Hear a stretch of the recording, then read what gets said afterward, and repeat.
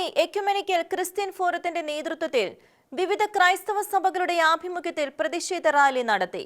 ഛത്തീസ്ഗഡിൽ സന്യാസിനികളുടെ മേൽ ചുമത്തിയ വ്യാജ കേസുകൾ നിരുപാധികം പിൻവലിച്ച് ഈ ക്രൂര മനുഷ്യ വിചാരണ ഗൂഢാലോചനയ്ക്ക് കൂട്ടുനിന്നവരെ പിടികൂടി തുറങ്കലിലടക്കണമെന്നാവശ്യപ്പെട്ടുകൊണ്ടാണ് പ്രതിഷേധ ജ്വാല സംഘടിപ്പിച്ചത്.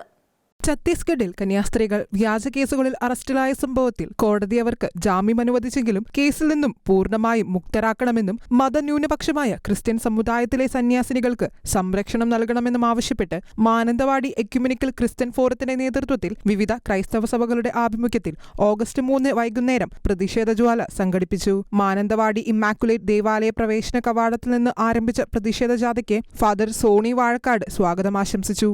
മാനന്തവാടി രൂപതാ സഹായമെത്രാൻ മാർ അലക്സ് താരാമംഗലം പതാക കൈമാറി ഔപചാരികമായി ഉദ്ഘാടനം നിർവഹിച്ചു. ബത്തേരി രൂപത PRO father Roy Valiyaparambil, Mananthavady ecumenical Christian forum രക്ഷാധികാരി father William Rajan, coordinator Shinoj, father Kenny John, father Stephen Kottakkal, father James Puthenparambil തുടങ്ങി വൈദികർ പ്രതിഷേധ റാലിയെ നയിച്ചു. Sister Sebastina DSS, sister Retida ABS, sister Jaslin BM എന്നിവർ സ്ത്രീപക്ഷശക്തമായ മുദ്രാവാക്യമുയർത്തി. ഫാദർ വില്യം രാജൻ പ്രതിഷേധ ജ്വാല തെളിയിച്ച് കന്യാസ്ത്രീകൾക്ക് ഐക്യദാർഢ്യം പ്രഖ്യാപിച്ചു. ക്രിസ്തുവിന് വേണ്ടി ജീവിച്ച് മരിക്കാൻ ഞങ്ങളുണ്ട്, വിശ്വാസത്തെ തകർക്കാൻ ഒരുവിധ ശക്തികൾക്കും സാധ്യമല്ല എന്ന് ഉറക്കെ പറഞ്ഞുകൊണ്ടുള്ള പതിനായിരങ്ങളുടെ പ്രതിഷേധ റാലി മാനന്തവാടി ഗാന്ധി പാർക്കിൽ നടന്ന പ്രതിഷേധ പൊതുസമ്മേളനത്തോടുകൂടി സമാപിച്ചു. മാനന്തവാടി PRO ജോസ് പള്ളത്ത് സമ്മേളനത്തിൽ മുഖ്യപ്രഭാഷണം നടത്തി. Shekinah news, Wayanad.